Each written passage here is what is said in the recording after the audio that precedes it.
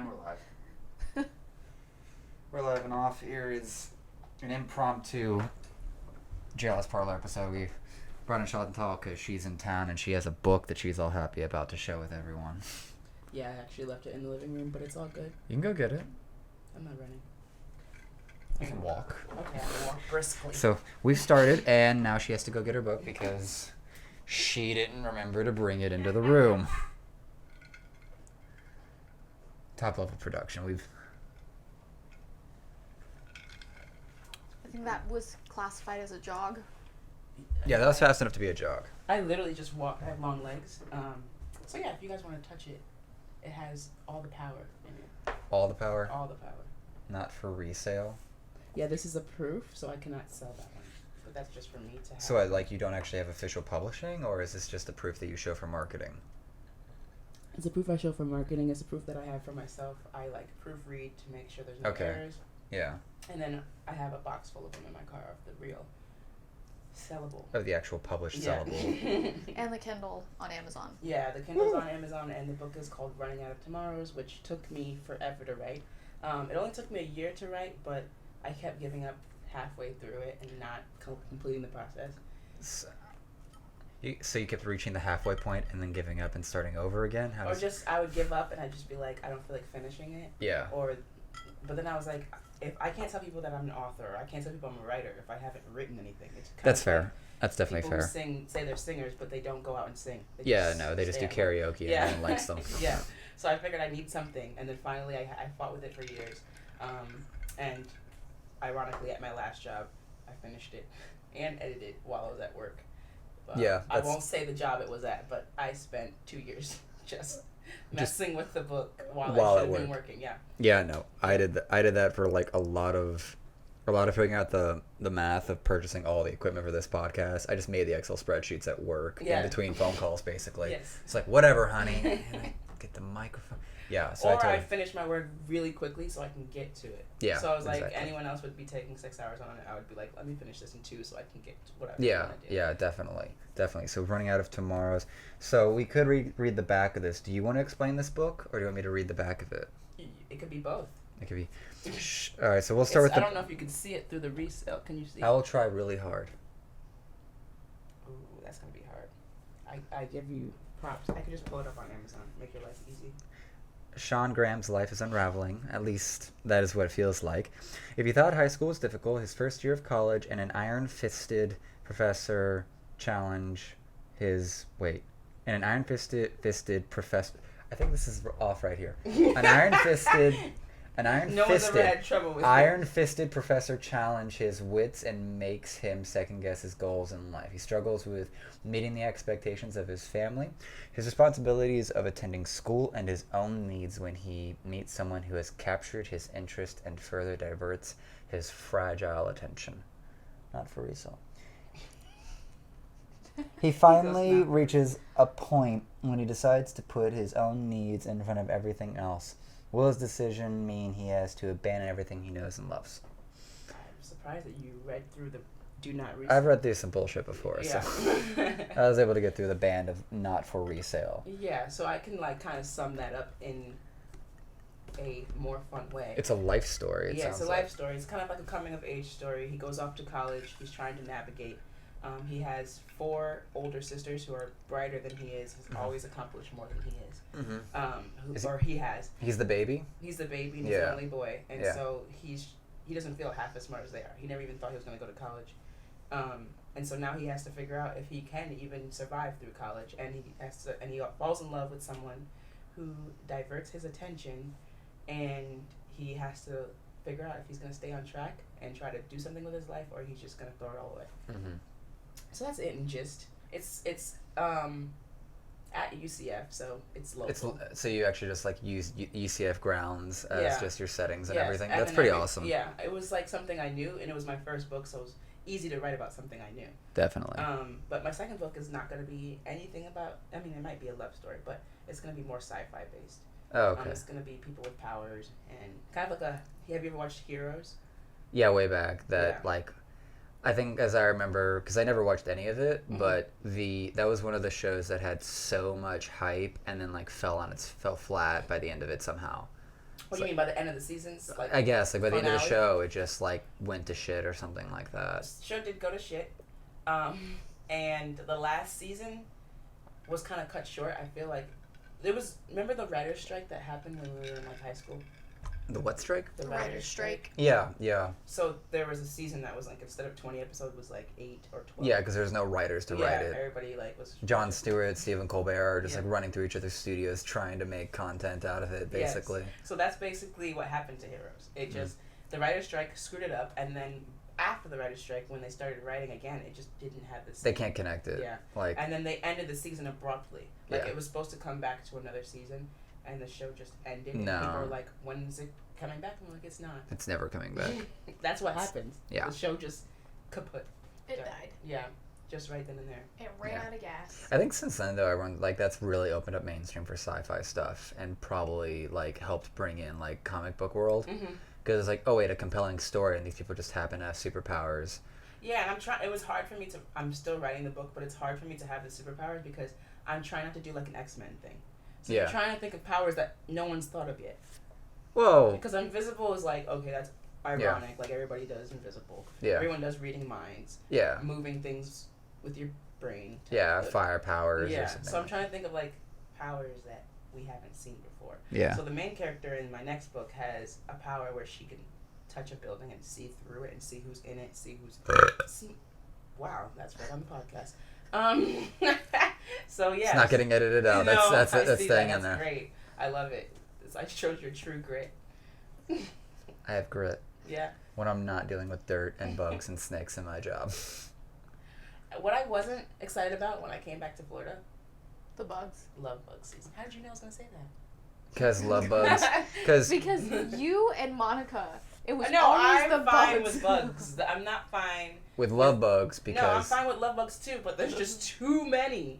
This is Love actually When- bug season, when- you drive when- through like a swarm of them Yeah. and your Yeah. front of your car ends Yeah. up black. Yeah. and they're like the one bug whose guts just like implant themselves on your glass. Yeah. Like any other bug probably washes off with some good Rain-X, but love bugs are just like, no, you've killed me. I'm not going to infest your And glass. I've You heard, not actually even just your typically- glass, it will ruin your paint. Oh yeah, yeah. you actually typically have to use like They have like massively acidic Coca-Cola. like and yeah. Well, you have to use Coca-Cola to kind of get them off because that's Yeah. how like strong. Do you think they're- like Coca-Cola is going to eventually like one because we're starting to realize how like horrible sugar I was is just for about the to human. say, like, Coca-Cola is something that we put in our bodies, but we use it to clean, we use it to break down. Well, so It's so disgusting. Well, no, it's worse than that. Is that so? Coca-Cola actually has enough sugar in it that your body would normally actually puke it out immediately, but they put an antidiuretic in there, so you keep it down. So, yeah. Yeah, we went from cocaine to just forcing your body to take in an obscene amount of sugar. So my thought wave now is that as we get a little bit smarter and realizing that like having fat-based diets like keto Mhm. and like how European has their diets, and realizing that like a lot of the health issues we have are from like very sugary diets starting like in the 70s. Mhm. Does Coca-Cola eventually become just like a cleaning A cleaning product. a cleaning product? That's a great like, way because to- like Listerine was a cleaning product, and then they're like, hey, you have bad breath, and halitosis, which was an entirely made up thing that Listerine came up with, and now we put rubbing alcohol in our mouth. Yeah. And actually, one of my bosses at my old job told me that in college they were poor, so they would drink Listerine to get drunk. And I was like, that's the bottom of the bottom. It is the bottom of the bottom. I feel like I could not It is. drink That's some a whole Archer bottle. level shit right Yeah, there. like, I It's could like not drink Listerine. it's like you're sitting there going like, you couldn't afford Natty Light, you couldn't afford a 40. Like, what kind of you Well- had to go buy a list. I don't buy this out. I mean, and how much is it? Even more like crazy. I've been told the best way to get drunk from someone in the military who, of course, they don't. They know everything. Yeah, They said- they have hacks. They can make a shot out of a 22 casing. Like, They said, go get blood drawn, oh, take an aspirin, drink a beer, and you'll be drunk. oh, is this our Marine, our local Marine? Mm-mm. Someone I met up in Tallahassee. Nice. What the fuck? Yeah, no. That's a what the fuck thing, because why do I want to get drunk that bad? Hey, first off, you're donating blood. It's charity. Taking a Tylenol, very simple medication, very cheap to have. A single beer, that's like $1. I see. Like, this is like I feel like this is you like have to- $1.50, and you get free cookies. And, You get free Oh, cookies and and juice. snacks. and Yeah. typically, Like, you're literally just getting snacked. You're pre-gaming on the no blood. You grab your drug and you grab a single beer and you're set for the afternoon. It's like Happy Tuesday. Sometimes they'll pay you to give blood too, and you can use Yeah, the money they from that use, to get. Yeah. That's platelets or something. No, not plasma. This is doing blood donation. Just blood donation. Oh, okay. Because when I was The plasma. when I used to work at Publix, there would be a blood donation place right next to where I was working, and a lot of people would come in with the cards and they would. Like WIC cards or the blood card? It's like a card. They oh, like yeah. a debit card. No. I used to donate plasma. I know what you're talking about. Yeah. There's a whole waiting 2 days for it to transfer over to your normal account. And they used to come in and they would literally buy a grape, so that would only be like 2 cents, and then they would cash back the rest. Yeah. And I'm like, to get drunk on alcohol or whatever you guys just said with donating blood, I feel like that is they're the kind of you're doing too much work just to get drunk. They're the kind of people that bother me because it's very apparent they don't have any good like financial planning skill. Because like I used to do that, and I've always been on the mindset of like the money's gonna come eventually, so I just play like a month by month game per se. But people that are like, no, I want cash immediately. Like friends that were gonna do Uber, it's like, wait, can I cash out immediately with Uber? Like, I go out, drive for the night, and then immediately cash out. It's like, no, but why? Like, what game are you playing? Like, must buy alcohols tonight. Can't plan a weekend. I mean, I used to drive for Uber, and it would say like take out 2% or something like that if you did it immediately, and I was like, that to me in my mind, 2% is too much. No, it's like anytime I have to take out more than wait a week. I don't want any fees. Yeah, just wait a week. Yeah. Bring the mic a little closer. Hey y'all, how you doing? That's probably a little better, yeah. How you doing? Thank you, episode of Friends. That was kind of a Wendy Williams. Thank you, Joey. That was kind of a Wendy Williams / Joey. Oh, jeez. Oh man. So yeah, we were just talking about work earlier and how shitty it is, and it doesn't matter how many jobs you move to. Work is still shitty. Usually comes down to boss though. Like everyone sort of realized like management. Like I've told plenty of people this, even when I was at my pharmaceutical job. Mm-hmm. It's like you don't care what work you do. You care about like the apparent culture that your most immediate influential boss does. Mm-hmm. And so the big boon for like the whole batch of people that I was working with is we all realized that all of our quote unquote managers to even the site manager had no influence about like us getting dragged into this call center work. Mm-hmm. And it's just like, then we don't care. Like, hey, you should immediately disposition like what type of call this was so you can get to the next call. It's like, no, I don't care. You're gonna get in trouble. Don't care.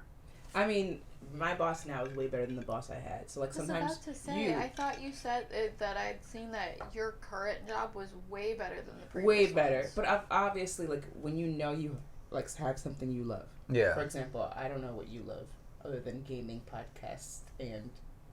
We need to get to know each other, don't we? Melanie, could you please exit the stage, right? So me and Chantal. We have a lot of. Get us some candles, if you will. Lights dim. We already have the cow prepared in the other room. Bring that in here. See, like I know I want to be a writer, so like anything not writing, I'm excited about it, but I'm not in love with it. Yeah, like teach me, learn about it, and fascinating, and then you get back to your writing, and somehow it'll find its way in. So that's basically what it is. So my job now is 10 times better than my old job. Yeah. Probably 50 times better than my old job. But I still have it in the back of my mind. But I don't think I would ever quit my job and do writing full time. Because when you need that day job. Yeah, like you need a day job or you need to talk to people. Yeah. When you're a writer, you're sitting home all day writing. And if you do want to go to like Starbucks or the library or whatever, still you sitting there by yourself doing nothing. So like I need the person interaction. You need something that's work. Yeah. Like to occupy your mind in the daytime. Because like my job right now is like I'm up at 5, I leave by 6, I'm at the office by like 6:30, get prepped for the day, go out, hit 8 houses, changing out their termite stuff, and then I can. Once I get past like my 90 days, because we do quarterly, so first 90 days you're doing all the properties that you're ever gonna hit for the first time. So like on day 91, I'm like, oh, I've been here before. I know where everything is. So I can be done instead of like getting home or getting done by like 4. I'll be done at 1. Because now you know the property. Yeah, now I know where all this stuff is, and I'm not. And you know where the. I'm not fucking around in people's gardens, ruining their mulch. Be like, where's your shit? God damn it! But like I sit there and think is like if this job like let me cut like my salary in half and just work 2 to 3 days a week, and I spent the other days just doing the podcast or doing anything production wise, because I'm I think I'm the best person to where I'm not naturally creative or artistic, but I'm naturally very industrious. Mm-hmm. So I'm always looking for like a creative partner, Mm-hmm. and I just hear their idea, and then I know how to make it happen or make it like start to go. Yeah. And I've always been like even efficient with networking. So like I usually like to be the person that's like most resourceful. Mm-hmm. So it's like I hear artist and I go, "What are you trying to do?" And then I go, "This is how it can be done, and this is how I can be involved to help you do it, or this is just how you can do it by yourself." Like either or. So yeah. like And you're almost like a consultant. well, like so there's this YouTube series that is trying to be made that already had 2 seasons by the creator over at Xander Brow, and so he's recruited on in a friend Tyler who was on our Gauntlet Let's Play. Tyler Dye is looking to direct, and he's basically leading up for directing. So he wrote the script. He's written like 8 drafts.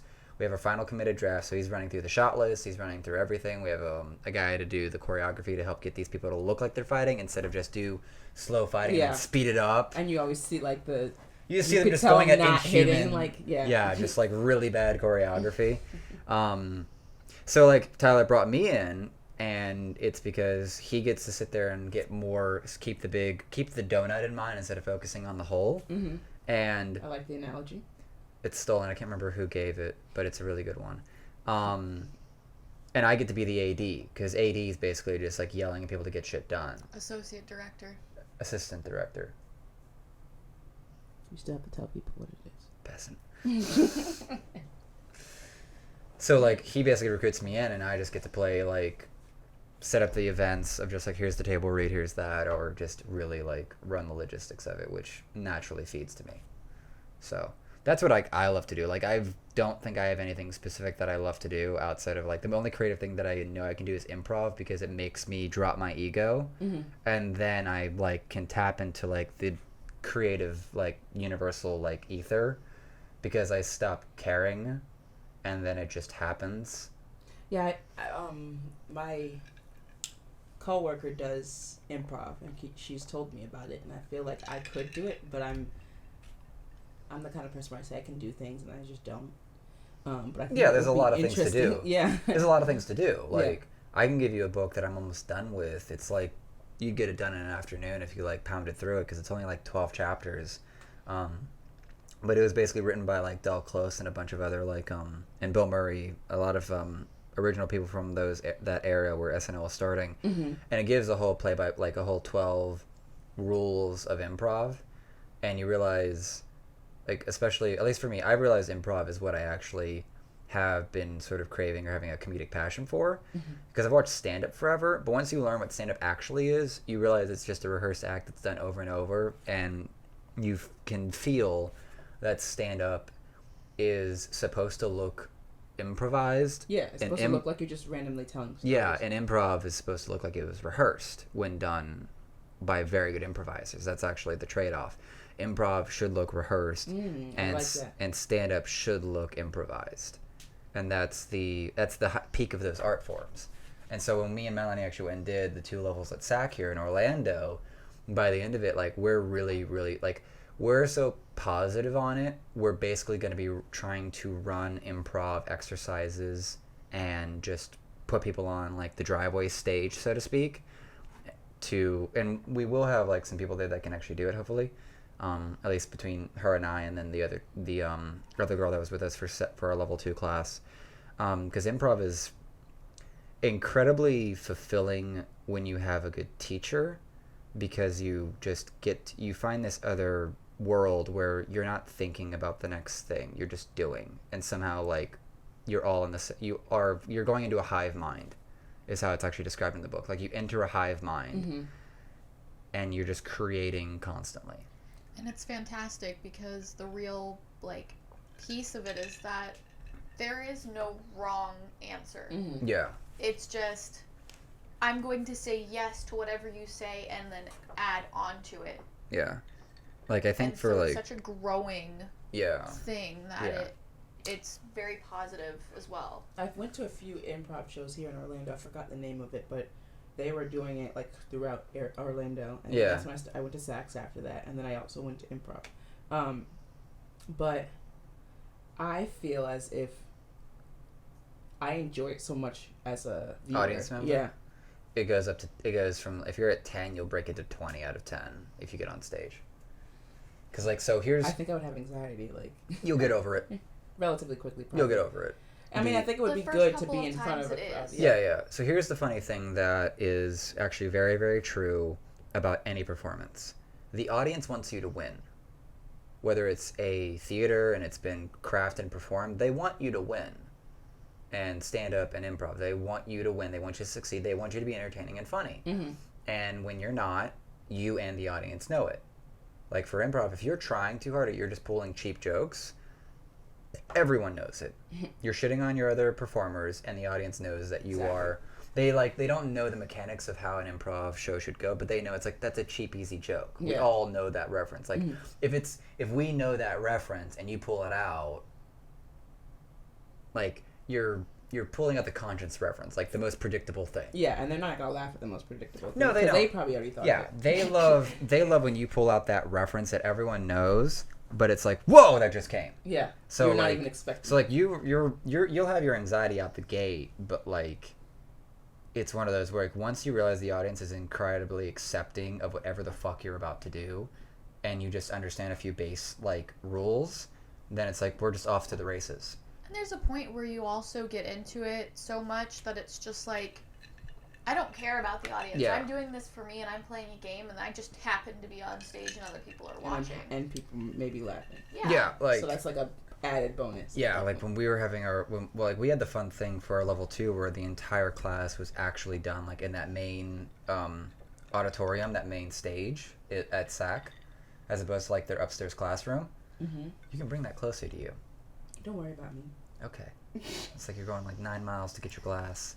I have long arms. But like we got to basically sit on the actual stage. And fingers. Okay. That's are you advertising to those that might be interested? Instagram me at author Chantal Roche long fingers. I don't think that's the full handle, but you know, I'll still look it up, and I'm probably gonna find some like creepypasta looking shit like. Like an ET. That needs to be like your alt account, where it's just you just like editing in some crazy nonsense, like you just like figure out how to demogorgon your face, or like the flower from Jumanji. We are literally coming up with great ideas right now, and we're not even writing it down. Like, no, it's recorded. It's recorded. Yeah, you we don't need to. All you have to do is like when you're flying home, just turn on the YouTubes, listen to this bullshit. I'm like, oh yeah, there's that great idea we came up with. I gotta write this down real quick. See, the problem that the fucked up thing that pot smokers don't do is they just don't record their high sessions. Oh my god. Because like the most obvious, there's two things about smoking weed that everyone knows: the munchies and coming up with a million great ideas that you never write down. You'll never remember, or you think it's too stupid because now you're sober and you're like, I don't think that's as great as I thought it was. You remember the 70s show. Oh, they yeah. recorded them high, and all they could think was, I was so fucking stupid. Yeah, Foreman. Exactly. Yeah. When you're high, it sounds like a great idea. Well, everything is like turned up when you're high. Like crossfaded watching like the first few episodes of like Letterkenny, murdered. You know what I realized lately? I analyze shows a lot worse. When you're high, or exactly. You analyze them worse. Like first up, you're trying to analyze things when you're high. Like what? I'm like this acting is terrible. That doesn't. It's not. And then you watch it again. You're like, actually, the acting's okay. When you're sober, I'm like, this acting's great. But then when I watch it, I don't know what happens. Like I think your tolerance drops. Like I think when you get high, then it sounds like your nice pieces go away somehow. I've never been high, guys. True story. True story. I've been drunk, but I've never been high. Okay, so this is what reminds me of is Umbrella Academy. Did you ever watch that? It was on Netflix. Okay, me and Melanie literally watched the whole first season because it had such a potential story and potential characters, but it was so poorly executed that we just finished it to be like, how does this end? I was like, I just wanted the end of the story. Yeah. I didn't even care about, the characters at that point. I just wanted, Some okay, of them what are is the so end of the unlikable. story? Just give me the end of the story. Yeah. And that happens to me a lot with books. I'm a nerd when it comes to books. I read a lot. And I'll start a story and it'll start off so promising. Yeah. And then I get midway through and I'm like, this is horrible. But now I need to know how this ends. Yeah. And I have to finish this book. Well, There's only one book in my entire life that I never finished because I just couldn't. Yeah, no. And that was Catching Fire, like the series Katniss. Oh yeah. Hunger Games. Yeah, Hunger Games. I just couldn't finish. What'd you get to which one? I got to like the second book midway through, and I was like, I can't do this. Mine was Aragon. I was couldn't literally even get to the first halfway one. through the first book, and I legit. You know how big that first book is. Yeah. I was halfway. Yeah, I still couldn't get into it. I was like, I can't do And I'm this. sitting here going like, well, I read all of the Hunger Games during like the last major hurricane that hit Florida, and I like died. This year? Like last year. Okay. Like last year. Mm-hmm. I read through all three like in like 48 hours, and I was like emotionally traumatized because of just like how well they sort of execute PTSD in the third one. See, that's the thing. I never got to the third one, so maybe I should go back and finish like the it. second one I think is when they're just running through the main. What's the first one is when she wins the game. The second one is just running through politics, and like that's why I got lost. And that's the other game that they sort of break out of, I think. And then the third one, they're like in total warfare. I think that's what got me. The second one started going through the politics of like what happens after they won and everything, and I was just like, I can't do this. But I should have. It's maybe world building at best, but yeah, like I know that by the end of the third one, like it was emotionally like they hit PTSD so well in my mind for someone that's like never had warfare, but like the emotional like connection you have with certain characters is just so strengthened that like I just came away. I was like, this is so good. Yeah. And then like, but like so like me and Melanie got turned on to Ransom Riggs' Peculiar Children series. I've heard of it. And I'm on like the second book, and I just like restarted because I just went because my job lets me do it. I just basically have like a Bluetooth speaker on my hip, and I just audiobook things because ever since I left school, I can't sit down and read because I just don't have the time for it. Like, and some people tell me they can't read because their brain's going too much. So like they're thinking about everything they should be doing or everything they want to do. Well, a lot of people, especially with how busybodied we are these days, they'd sooner be doing like housework, like brain dead work, which is why I got the job I got. Yeah. I wanted a brain dead job so I could listen to my books and podcasts, because like I'm listening to like college lectures. Mm-hmm. I'm listening to like compelling stories and books like Terry Goodkind's like Sort of Truth series, which is like kind of helps you. Well, it does. It's something compelling instead of just sitting there in your own like you. There is, like, I'll pick certain houses or days or certain periods of the day where I just don't listen to anything. And then you start going down the monologues and dialogues you should be having with people and preparing for those and coming up with creative thoughts and, like, texting your personal phone to, like, have that for later. Like, I think that's the good thing where people don't realize if you want to be good at a craft, you have to listen to other things. Like, well, yeah, I want to be a writer, so I have to read. Yeah. And have you read Stephen King's On Writing? I don't read any of Stephen King's book. I know that's crazy, but I haven't read anything. The only Stephen King book I've read is his book On Writing, which is literally his like memento, mildly autobiographical. Really? Yeah, like I'll throw it at you. It's on my shelf in there.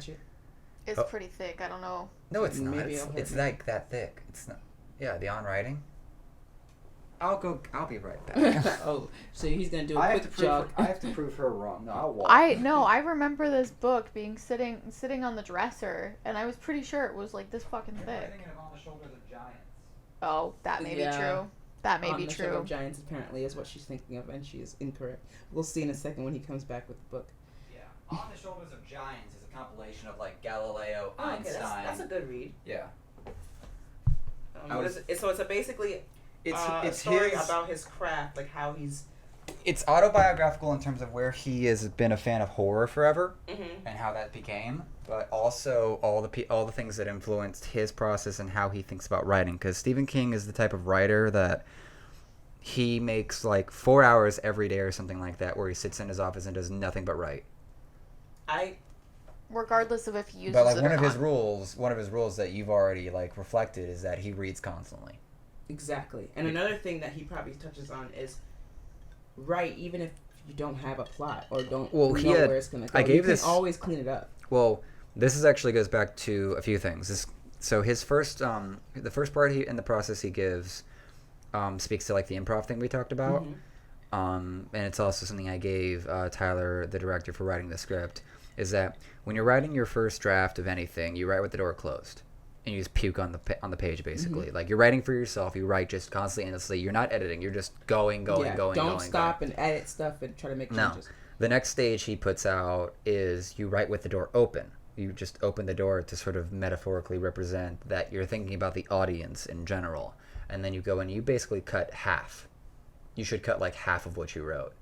And then you start taking it towards people, like very close, trusting people, like spouses, editors, like close friends, to read it over and give their edits. And that's sort of like 3 of maybe 4 or 5.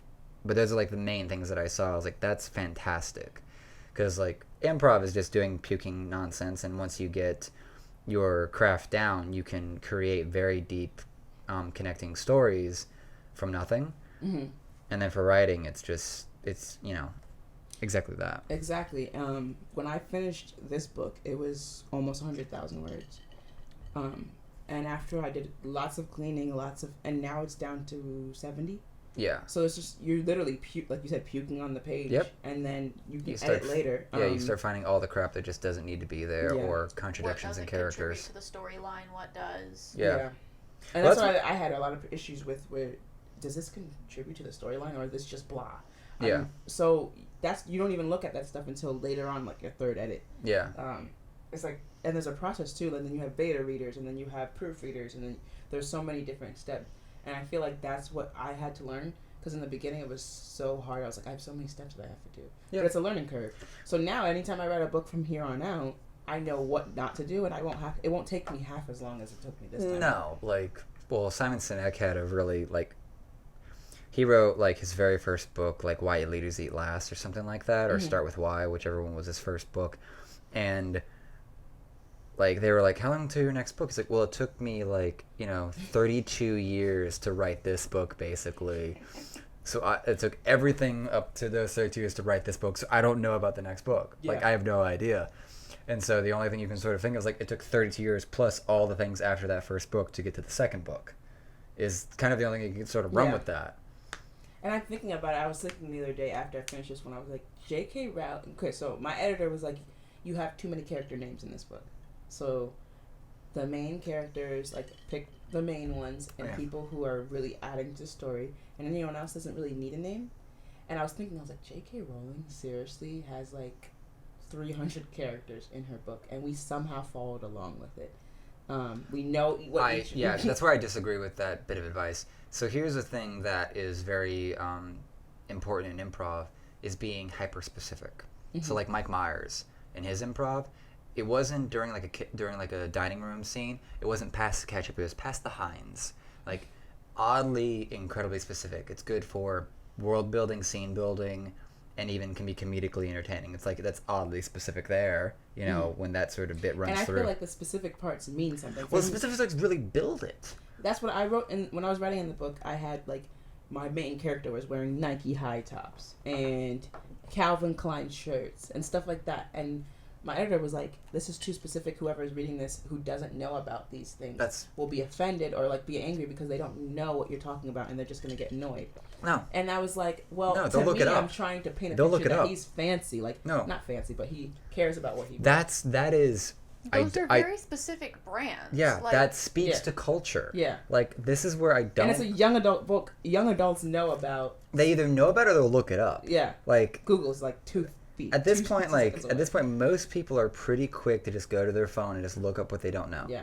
They kind of are, unless it's a really high tense topic, like something that's politically charged. Their emotions are too tied up. But if they're reading a book and they see a reference to a brand, it's what's that brand? They look it up, they get 2 images on the shopping list, oh, okay. It's $1,000 watch. And it gives them an idea of what this person now you have that's... I don't like that advice they threw at you with that one. I got a lot of... I had one person who read my book. She was a personal assistant, so I hired her. And she was saying things that were just outlandish. I was like, are you in America at all? She was like, I have a character in the book who's vegan or a vegetarian. Yeah. And he's chubby. And she was like, vegetarians can't be chubby. Yeah, they are. And I'm like, in what world do you live in? I have so many vegetarian friends. Sorry, guys, that are a little chubby. like yeah, like it's a mesomorphic, ectomorphic, like it's a body type thing. It's not like your diet has a very and people don't realize vegetarians don't just eat vegetables. They eat a lot of flour, like pizza and waffles and stuff like that have a lot of carbs. Yeah. A lot of sugar. A lot of sugar. Yeah. So you're saying that vegetarian cannot be chubby is like the craziest It's thing. a very incoherent thought Yeah. wave. Like you're kind of caught up in the ridiculous left area where like they're kind of in denial of like just scientific She was facts. just saying things. She was like, men don't say the word tipsy. What? You know, if I know anything about like male versus female culture, men say whatever the fuck they want except for whatever will piss off the woman. Yeah. And tipsy And is 9 times out of 10, they'll say what pissed off the woman just to fucking watch it happen. Yeah. basically like There was things she was saying to me. I was like, girl. you're fired. Like, I was like. How long did she last? Or do you still have her hired? She's doing basically marketing that I will never do. Like the small stuff. Like, she goes on Facebook and posts things on like different groups, and I will never sit there and click through groups and post things. So she does the small like details that I will probably never. I'm not a marketing person. Like I can learn all the concepts, but I am a production person. I could say that I can do marketing. You just don't enjoy it. I don't enjoy it, and for me, my biggest issue in life with any project I've ever done is you're marketing and you're marketing and marketing, and some things just don't work. Yeah. And then randomly, one thing that you didn't even realize would work works. Yeah. But that's sort of where... So you're wasting a lot of time just clicking around. Yeah. Like there's... It's one of those where like Tesla has never spent a dollar on marketing. But they're one of the most recognized, respected brands in the entire like country-world for like electric cars and just their product line. A lot of expensive luxury cars don't market at all. Oh yeah. Like, they don't need to. Bugatti, Bentley, they don't... Like, there's one thing of marketing that Bentley did back when, like, BMW and all of them and Mercedes were having, like, some, you know, who's got the big dick contest. And Bentley just put out, like, one, like, 10-second ad, 5-second ad. Yeah. Where it's, like, the CEO or just... Like, just brings his middle finger up to the thing. And that's all he And that's all they need. That's the only marketing they've ever done while everyone's just trying to have this big dick contest. It's like, we're Bentley. You can't. She literally read the book and, like, didn't have positive things to say, but then was like, "It's a great book, though." That's a bad sandwich. That's a bad compliment sandwich. Like, she's like, "It's not for me because I'm not young adult." She was like she's in her 50s, and she's like, "I'm not young adult." So she lacks good perspective. She doesn't even know her audience. And I'm like, so if you don't know your audience, you don't know my audience, how are you going to help me? Yeah. You're just going. I feel like she got halfway through the book, didn't realize what she was missing as a good assistant to the process. Yeah. I think she just thinks that she can just be an assistant for any. That's the problem with people who are in niche markets. They're trying to make money at the end of the day. Well, most people it's small little editors, small little. You kind of need to think about like this is what I tell people when it comes to like doing small business stuff. It's like think about this: if you are a C average, if you actually treat the grade scale that we grew up with, if you're a C average, you are holding water and you are doing better than half the population. Yeah. So most people are C average. Most people are in the middle of the bell curve. Yeah.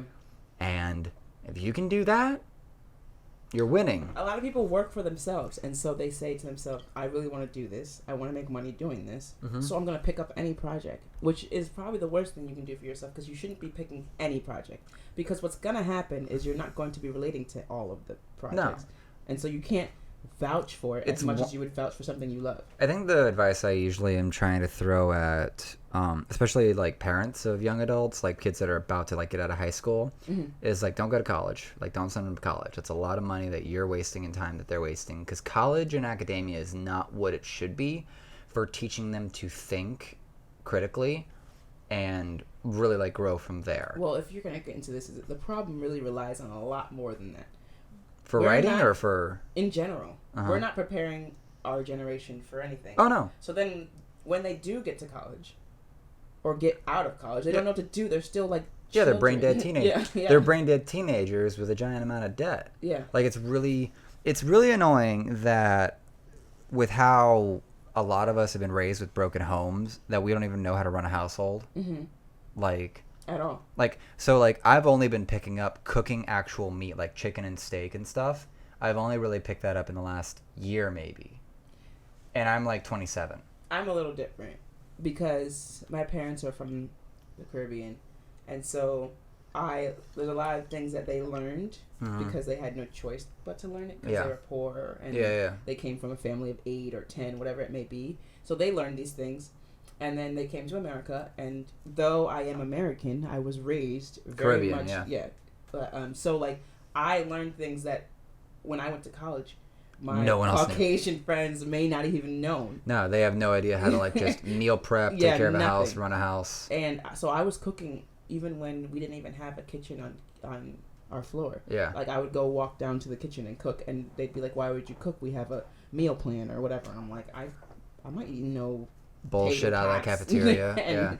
Yeah. So I kind of learned these things, and then I'm also very budget conscious. So I do what you do. I get an Excel, and I'll put everything on it, and see what the end goal total Excel is, go and hard. then I know what's going into savings, and like I used to balance a checkbook when I was only 18. Like there's things that I was doing that nobody I knew was doing. But here's the thing: your parents taught you that, and some of it they didn't teach. I was watching them, so yes, I was. You saw good practices, yeah. And then once you got into the real world, you're like, these are the good practices that worked, and I saw them work, and I saw the success of my parents. There's no reason not to do them. Yes, and that's the problem. A lot of kids are not seeing their parents do these things. No. And some parents, and I also tell people like, this is not racist, but a lot of Caucasians have been here for generations and generations and generations and generations to come. So there's some money that they've had through passed down hundreds and hundreds of years. Like for my example is because like I come from blue collar like background on both sides of my family, and so like my dad's side's Syrian, but they look white. And then my mom's side is like Scotch-Irish, so very obviously white. Yeah.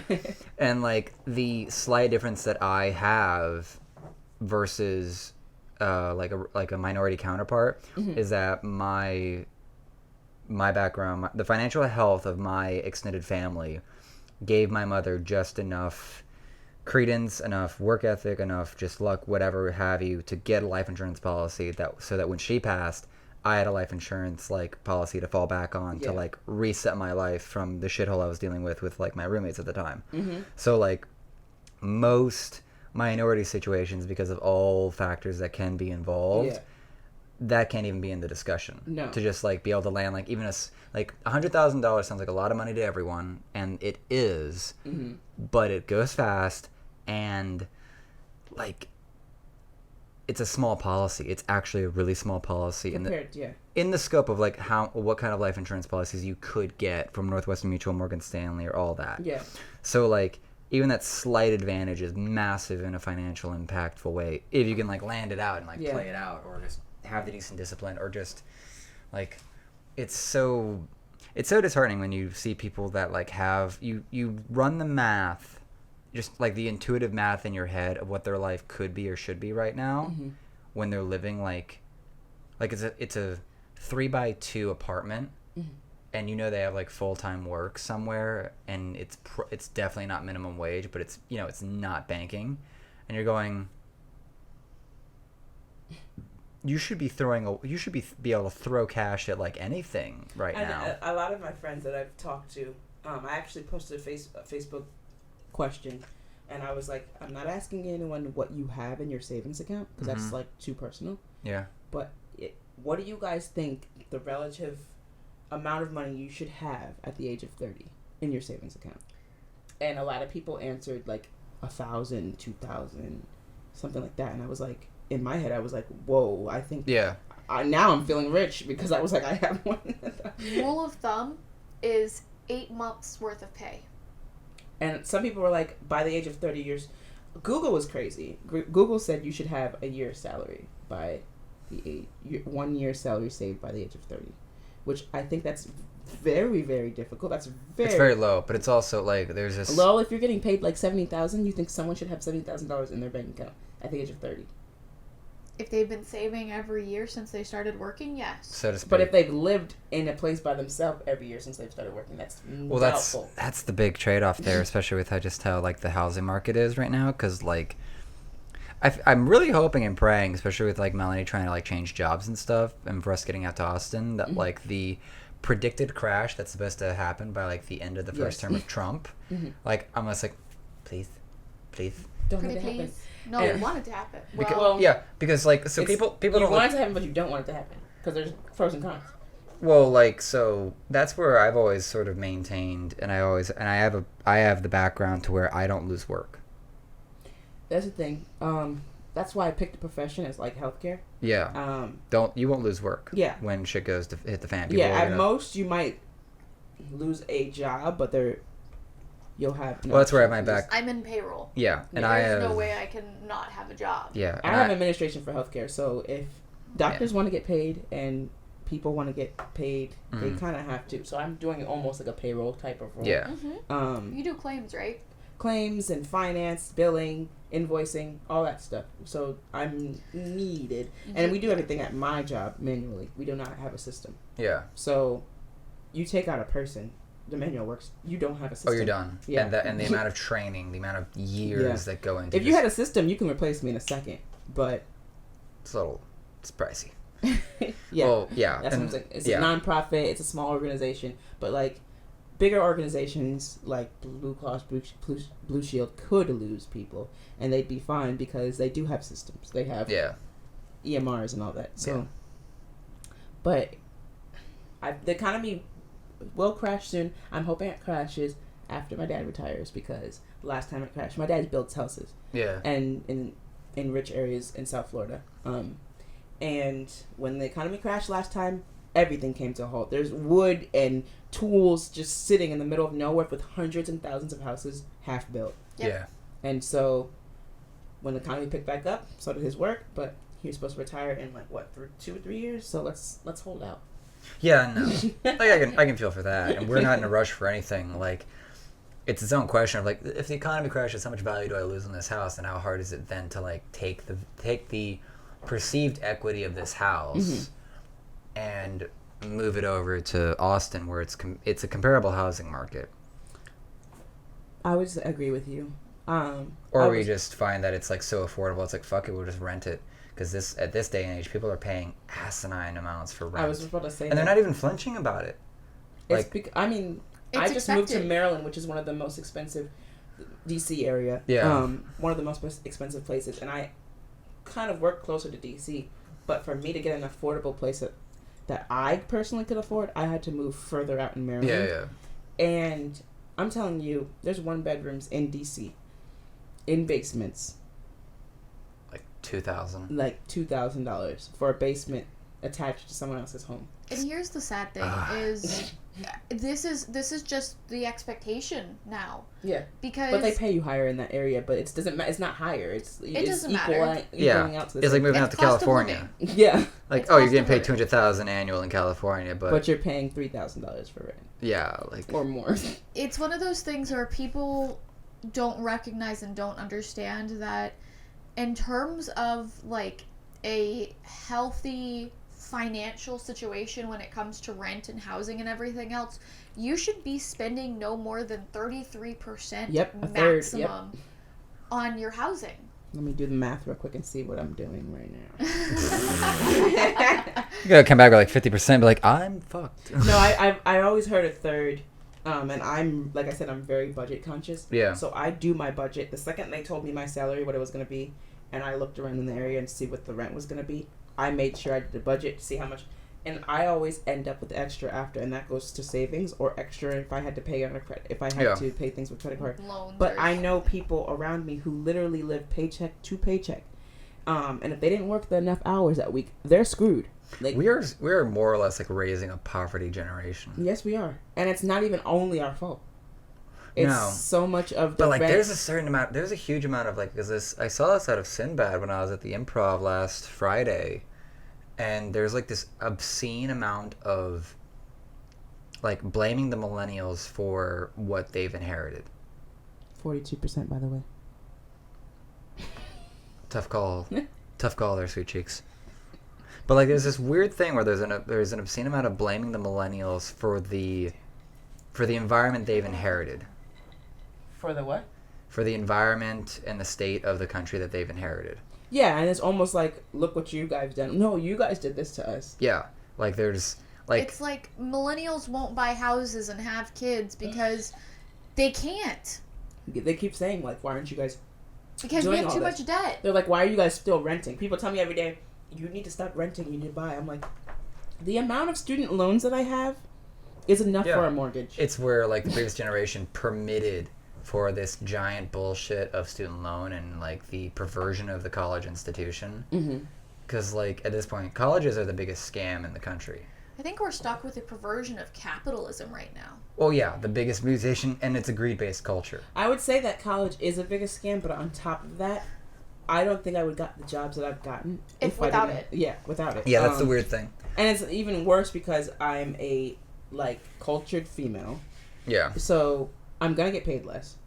And without a degree, they probably wouldn't have hired me. Honestly, truly. Like, in this climate we're in. Grabbing a degree just puts a shade of white on you, basically. Yeah, it's like, ooh, girl, she's educated. She has a bachelor's degree. She's not gonna yell at us about our weave.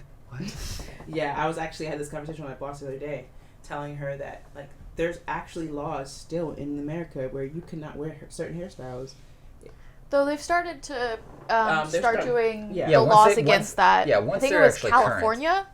Yeah. California just. I mean, passed just last a year, law. a girl they were told her that she had to cut her dreads off. That's why they had to do some of these laws, because they were like, why should she? Yeah. Yeah. Laws only are also struck down or removed once they're actually, like, brought into a court and actually challenged. Like, you can. Some people don't want to do that. Like, if someone told me I couldn't have this job, I probably wouldn't feel like going through the litigation. Yeah. Like, that's It's not worth it. It's not. Yeah. Just, I hope I get another job. That's what you tell yourself. I hope I get another Yeah. job, because I'm not going to sit here. Like, the treatment I got at my last job, my boss had just won a case with the EEOC about, like, discrimination at her last job. Yeah. She actually fought for it. She has the, like, vigor to sit here and deal with it for, like, 8 years or some shit. I personally am just like, forget that job, fuck that shit, I'm going somewhere else. Yeah. I'm too lazy to call HR and fight. It's not a fight you want to fight. No, and if you lose, you just wasted time. Yeah. Or at least, depending on... And they're going to pay me, what, a couple $1,000s? I mean, that would be great for me to help my pay off my credit if card. you're able to hold a regular job during that whole time. Yeah, but no, and you have to stop what you're doing a lot and to deal with all this stuff. Yeah. And it's just... Time, courts, sometimes I'm just depositions. like... It's happened for a reason. I'm moving on to the next place. Like, my last job sucked so much, and it now put me in a position to move somewhere else. I've always wanted to move out of Florida. Mm-hmm. It put me in a position to try a new job. It put me in a position to experience new cultures. So, like, everything happens for a reason. Yeah. I'm not going to sit here and bullshit with you guys for fucking with me and call this person and do all this shit. It's just too much work. And if I lose, I just wasted so much time. I'm like, no. Yeah. And they're going to find a way to make me lose, trust me. Well, and I think it's less. It's not even the wasting time. It's you're wasting so much energy on it. Yeah. And you're reliving it all over again. Like, who wants to... I don't... Did you audiobook your novel? I did not. Not yet. Not yet. I'm thinking about it. Most people wait, at least on their first book, they wait until see how the book goes. Yeah. I was going to talk about audiobook earlier when you spoke about it. That I you had that suck at listening to audiobooks. Because my attention span is, I'll be driving and I'll listen to an audiobook and I'll pass and I'll be like looking at the sky and I'm like, oh, it's a beautiful day outside. Oh, look at that car. Wow. It's perfect. Oh my goodness, what if I had that car? And then I go on like tangents with myself. And then all of a sudden you hear back into the story and you're like, shit, I missed something. Not only did I miss something, I missed like a whole damn chapter. Like, weird. And then I'll rewind and I'll say, this time, pay attention. And within 5 seconds, I'm gone. She doesn't have our type of busybody, I need to be doing something to pay attention. Yeah. I think it's the creative talent thing. Because I want to make it a biology thing, like male versus female. Because a lot of the guys that I talk to, they can't sit down and read. Like, they can read, yada yada. But, like, they are far more prone to doing an audiobook thing while they have... Well, if they had brain dead work. Like, if they're chopping wood, or checking termite stations, or stocking shelves... they could listen to an audiobook, but some of them are like in IT or they're National Guardsmen. So like their ability to listen to an audiobook while like patrolling the damn country or, you know, making sure this network is stabilized or these hard drives are cleared, like... It's like me. I'd love to listen to an audiobook, but I work in payroll. I'm building payroll systems, talking to people 24/7. How am I can't sit there and focus on a book while I'm trying to figure out how to build what a client needs for their payroll system. Yeah. It's I feel like it might be the same part of the brain that's being used, but I don't know anything about. I think it's a person by person basis. It is a person by person basis. And here's the funny thing in terms of like at least biology and like going way back in human history is that like reading is actually a very new skill in terms of like the whole history, if you have an evolutionary perspective, because we were all doing oral stories and oral traditions like thousands and thousands and thousands of years before we even got to like reading.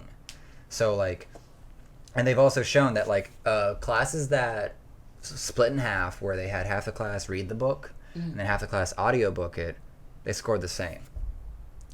There's no actual loss. Like, and someone literally told me this the other day. They were like, audiobook does the same thing. It's not cheating, because a lot of people are like, oh, it's cheating because you're not actually reading. You're in taking information. Shut the fuck up. Like, but for me, my thought process was, when I was younger, I didn't know a lot of big words. Yeah. So reading, seeing the word was the only way I could learn it. Yeah. I can hear it all day, and I don't know how to spell it. And I think that's a lot of problem with this generation. We do not know how to spell shit, mainly because of autocorrect. But also, I feel like we're not reading the words. There's a lack of exploration. Yeah. There's a lack of exploratory. I mean, for years, like, action. I heard the word silhouette. I'd never seen it. Yeah. And I was seeing it in books, but I didn't know how to read it. Saw a shadow that of it, H maybe? fucked me up. It's silhouette. like Colonel. Yes. Yeah. I read Colonel forever. As Colonel? Yeah. Yes. Yeah. Yes. And I you're like, sat what there... is a colonel? And then someone says Colonel, and you're like... That's Colonel. Okay, where is that word? Like, I'm dealing with, like... Because, like, I was reading, like, the Redwall series by Brian Jacques, like, during most of my youth. And had Colonel in there forever. And I sat there, and I was like, I've never read Colonel. And then someone finally, like, shows it, and I'm just like... You just have that blank face, like, that's the dumbest thing I've ever seen in And I'm English saying, language. like, that's why I feel like reading it is somewhat important. Like, yes, audiobook, you're still getting the information, but for me, it's the spelling of things. Yeah. I stared at silhouette for years, and I never knew that was the word. Yeah. I'd heard it, and I'd seen it, but I didn't know they were the same word. How do you pronounce it? I was like, Silhouette. Silhouette? I love you. I was like, Silhouette. Like, and then one day I said to myself, I think that's silhouette. All these years I've been reading this motherfucking word, and I didn't realize Well, it. the only good transition is that you can go, like, to Alexa or Google now and be like, spell silhouette, please, or something like that. But you'd have to know the word. Like, I will learn words from reading it. So if Yeah. you don't know the word already, you can't say, Alexa, spell this word that you don't even know. You ever heard about the concept of things you'd heard silhouette, like taking your... I heard it, but let's say there's a word in this book that I don't know. Capacious, or whatever the fucking word is. I don't know. I'm just... How do you pronounce C-O? Yeah, but if you've never seen the word, you're learning words. So you've never seen the word, you've never heard it. You can't ask too easily. Like, you're hoping that it spells it right when you voice to text it. And voice to text is still... Yeah, but if you've never heard the word, like, if I've never heard or seen a word, period, in my life, and I'm reading a book, now you had no choice but to stop and get a dictionary. You're not gonna... Yeah, but that was, like, a really awesome thing back then to, like, go and do that shit. Yeah, I know my mom used to always make... Anytime I'd say, Mommy, what does this mean? She'd be like, go get a dictionary. I'm like, I don't feel like stopping what the fuck I'm doing. I'm reading this great book. And I have to stop and flip through these damn pages. But I do miss dictionary days in life, because now I just Google it. My favorite thing about the dictionary was I sat there and found the longest with the word with the most definitions. Oh my god. I thought I told someone the other day, we all have our nerd tendencies. Some of us have a little bit more than others. I read the dictionary in 7th grade because I was bored. I'm not even surprised. Nerd is nothing more than distinct passion for something specific. Exactly. And what's funny is that there's, like, football nerds, but they'll never call nerds because, like, it was a... Football is mainstream. Well, yeah. Yeah. And nerd was in, like, a negative connotation for someone that was, like, passionate about, like, technical shit. It's, like, almost passionate about technical shit, but, like, even football is massively technical. Yeah. And I tell people all the time, I actually had this conversation with my best friend, like, how girls are like, I don't understand football. And I'm like, the basics of football are easier than we all think it is. But they tell themselves that they have to know the plays or whatever, and then they tell themselves they don't know it. And I'm like, you don't have to know the plays. No, if you understand the basic principles of the game that you're watching, you instantly have a storyline that can be compelling. Yeah. You don't need to know the exact play name types or how. No, exactly. I love football. I play Madden all day. It's one of the only games I have on my PS4. I play it all the fucking time. Yeah. Football. And I don't know what the fuck blitz is to this day. I know that it helps to get the fucking quarterback or whatever. At the end of the day, a blitz is just like the whole defensive line, and then some, I guess, just rushes to QB. Yeah, the QB. All I know is that, but like, That's what I'm saying. You don't have to know the freaking Any other plays. technical breakdown beyond that? No. Yeah. Like, what's the tight I end? mean, Yeah. I see the names of when I'm playing Madden. Yeah. Pick a play like Tampa something. Or Yeah. Whatever. I see the names of the play, but I don't think. I think sometimes we're all like, "Oh my god, it's so confusing." No, all you need to do is the quarterback throws it normally to a wide receiver. Yeah. And they Or run the it or the running back Right. just takes it and tries to Doesn't grab grabs the and hole. runs. Yeah. Yeah. And the then only you get to a touchdown. You also have a field goal that's 1 point. Or if you're kicking it during another time, it's 3 points. Like, you don't have to know everything about it's it. not. That's where, like, I think baseball is dying, but no one wants to say it out loud. Mm-hmm. But baseball is actually a far more psychological game, Mm-hmm. and like and I don't know where all the technical can be, but like football is just infinitely more technical, probably because it's much more physically interactive. Go ahead, because I'm actually talking out my ass. Baseball is incredibly technical. You actually still do have a lot of people that are very, very passionate about baseball. Mm-hmm. It's just that they're on the coast, so you never see it in Yeah. Orlando. Yeah. Time Well, we don't worry about it. Florida's where people come to die. Let's be honest here. It like, is. It is. It's the retirement community and the British. Like that's Florida. It's South Cuba and like Northern Cuba and Miami. Northern Cuba. Yes. Yes, Well, you have Northern yeah. Cuba, then you have all of the Northeast Puerto snowbirds Rico. coming to retire in Yeah. South Florida. So retirement community, old Jewish ladies and everything. Melbourne, Naples, West Palm Beach, Tampa's Boca a Raton. goddamn trash heap. Like Yeah. I mean, and the thing with Florida sports is all of them suck. all of them suck. There was one time where Miami Heat was doing great. Oh no, well Miami Heat won the championship back like in 2008 or something like that, 2007. Too. But all And- of our and the- others... Well, here's the funny thing is that when Buccaneers won their Super Bowl, it was off What year was this? the Buccaneers winning the Super Bowl. Yes. This was like just after 2000. Like I was still living with my mom, and this is before she got remarried. So this is before 2005. So this is like Wow. 2003. Probably when Or I so- wasn't even watching football yet, to be honest. Yeah, like and from what I hear is the only reason that team was that good and was able to go to the Super Bowl is because of the coach that built it the year before. Damn. Like that's how impactful that coach was. I just feel like all of the Florida teams suck, like in every sport. Well, they do. So from talking to someone who was really big into the Magic back when I was at Valencia, from talking with Andrew, the Magic, all they need to get better is for the owner to die, because the owner just won't gamble well. I heard he's not good with like No, he's not good with management picks. He's not or good with releasing just control, nothing. yeah. He's just too hyper controlling. I mean, we had Dwight Howard one year, which yeah, but now Dwight Howard's like he doesn't exist anymore. Like I he know. leaves the Magic and become nothing. He became Kobe's bitch in L.A. during Kobe's retirement years, and you haven't heard of that motherfucker No. since. Like, Isn't he going back to the Lakers? I don't know. I heard. I don't follow basketball. Like, if I had Xavier here, we could talk basketball. But I like, don't follow basketball, but I do see the bits and pieces, and Yeah, my brain like, captures. all it. I know right now is like like LeBron went and made like the strongest team ever from all these sort of oldies with the Cavaliers, but they still couldn't do it in the goal and like the I want to say the Golden Gardens, but I think it's the same. I think it's the same partnership because. So it's the Golden State Warriors? Yep. Yeah, Golden State Warriors have been monstrous for like 2 years. Yes, but I we like- just lost see- Durant. Yeah, Durant like is going off to like And I forgot his name. He retired. and Carmelo's been like just killing for like 3 years in a row. Carmelo's been in the league for so long and gotten nothing. I feel bad. Oh yeah, for him. he's like the next Steve Nash. Yeah. Just like lauded for being so talented and so powerful. But And same isn't- with Rose, Derrick Rose. well, Derrick Rose has no knees, so like Yeah. like you don't care. Like he has no knees. He has gotten so many injuries. It's like, dude, cash your checks, go to Florida and die. Yeah, like like, you're done, dude. I mean, he did have a last year. I remember he was crying Yo, do because they he had get a. paid for sitting on the bench? Yeah, Yeah. yeah, You get paid. You still get a ring if you're sitting on the bench and they win. yeah. You get a ring probably if you're like just sports trainer. Like the whole org gets a ring. Yeah, and they get money for winning as well. Yeah, like. And sponsorship. Like this is where everyone was getting mad at Brett Favre over in football Yeah. for now retiring, and it's like, dude, if I could get paid $200,000 a year to sit on a bench and watch another team play like Was he NFL, like 40? yeah, like he's 40, he's obviously great, like he's got that dad bod going on, just like DILF right there, man, just like We lost a lot of. I mean, I'm a Giants fan when it comes to football, and we lost a lot of our people. We lost OBJ, What was Pierre it? Paul. I think I was a Giants fan when they beat the Patriots in the Super Bowl, like back like in 2006 or 8 or something like that, somewhere in there. They're the underdog. Like, everyone's like Patriots, Patriots, Patriots, and then the Giants are like, fuck off. I think the world has come to the point where it's like if the Patriots are in the Super Bowl, everybody's going for the other team, no matter what the team is. Oh yeah.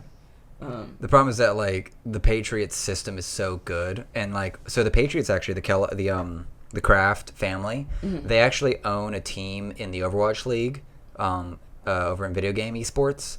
And so the Boston Uprising are actually treated as a totally different team from everyone else because of how they function. Because so far, like in the first 2 seasons of the Overwatch League, they have done nothing but develop talent and sell it.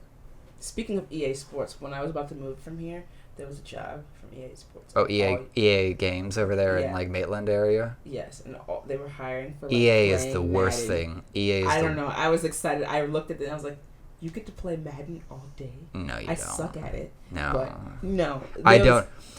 There's no job where you're playing playing games all day. I mean, there are jobs, but.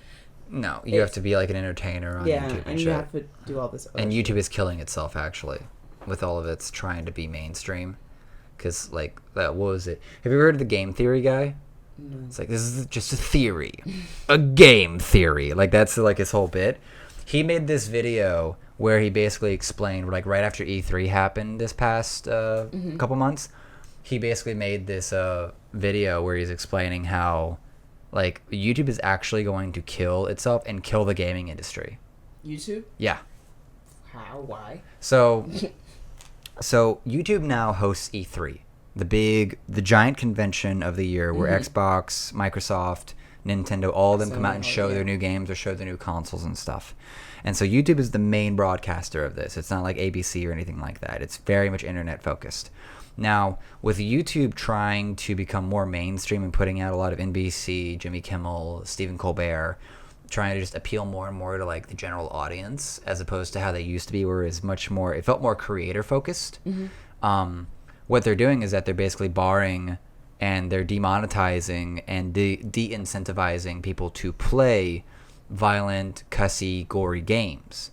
So like Mortal Kombat was one of the prominent examples he brought out, where like the most recent Mortal Kombat game that came out was like on review the best to date. But in the world of marketing, there's like paid marketing, there's paid marketing, there's the organic, there's paid, organic, and there's earned marketing. Yes. There's an earned marketing. So like think about all the people that literally go out and they just make content about the game or about the product. Yeah, that's YouTube's biggest like thing. People, like if people go and make like fan theories on Tumblr about your book, that's earned marketing. Like people are marketing for your product because they love it so much. Like you don't have to pay them, you have to do anything. Nothing. As long as you Basically don't. word of mouth almost. Yeah, like Riot, like League of Legends is the most popular video game in the world. It's a top-down MOBA, and what Riot did well for their marketing scheme is that they didn't fuck with any creators. They just let everyone create whatever they wanted with their content. So you could record the game and find all these tools and stuff to make storylines or make whatever or make instruction videos, yada yada. But what YouTube's doing is that they're demonetizing anyone that has any cussing, any blood, any odd, shit like that for like anything that's not mainstream or not safe for like ads. When they had the adpocalypse, it's not PC, so to speak, or whatnot. Yeah. And so the big joke is that like Mortal Kombat's big, huge reviews, but no one's gonna play it because they can't make money off of it. Like in terms of the earned media aspect. Okay, so there's one piece. The other little example that was like, because I didn't watch E3, is that YouTube is broadcasting E3 themselves. And E3 is gamer culture. It's full of people that are it's predominantly a male populace more often than not. And so it's full of its own sort of cussing here and there's. And like, so Cyberpunk 2077 or whatever, the big game that Keanu Reeves is now in, that like is gonna be like ridiculous and not gory, but it's gonna have cussing, it's gonna have sexual themes, it's gonna be a mature rating, like for sure.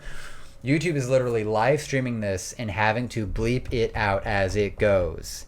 And it's like you're already shitting on your own production. Like you knew what this was. This is the biggest convention. This is the biggest event in video games. So it's basically like when you're watching the news or anything. Imagine going through your book and getting rid of anything that could be offensive, politically incorrect, or like cuss word.